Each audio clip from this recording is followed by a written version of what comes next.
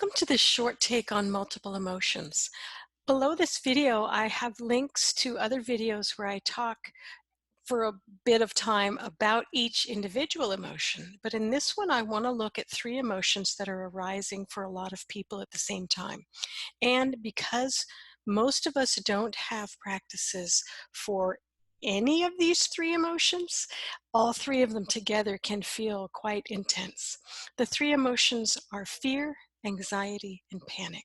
And I'd like to share my screen with you so we can talk about what each of them does and why they need to be working together in times of trouble. All right, so here's the three emotions, and they're different, but they're related. Fear helps you focus on the present moment. Anxiety helps you focus on the future. And panic helps save your life when you are in trouble. So in this situation where we are dealing with the unknown, we are dealing with a pandemic, we are dealing with the loss of, for many of us, the loss of our livelihoods, the loss of our friends and family if we're not sheltering at home with them. There's a lot of uncertainty, both in the present moment and in the future. So fear is going to need to help us access what is going on in the present moment.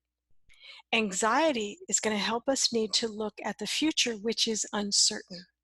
And because of the pandemic and the possibility that we or our loved ones or people in our entire community could become ill and even die, then panic is going to be here. All three have a place. The skills that you need for these emotions, the first one is grounding, and I have an entire video on grounding. The second one for anxiety is something called conscious questioning for anxiety, and I will put a link to that below this video because anxiety brings you the energy you need to focus on the future, but the future's not here yet. So it is hard to ground yourself in a place you haven't gone to. Anxiety is a really important emotion, but it can become intense if you don't know how to work with it because you sort of can't work with it. So conscious questioning is a really helpful thing. And then panic.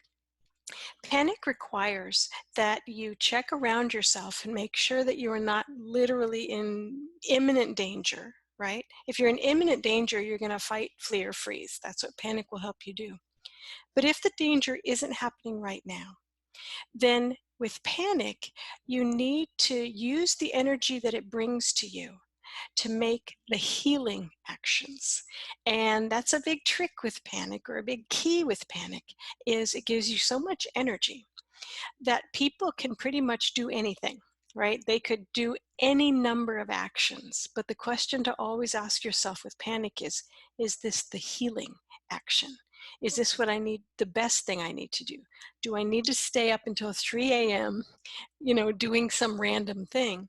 Or would it be more healing for me to go to bed? Right? You can do either one, right? And it's difficult if you're feeling very panicky to go to sleep.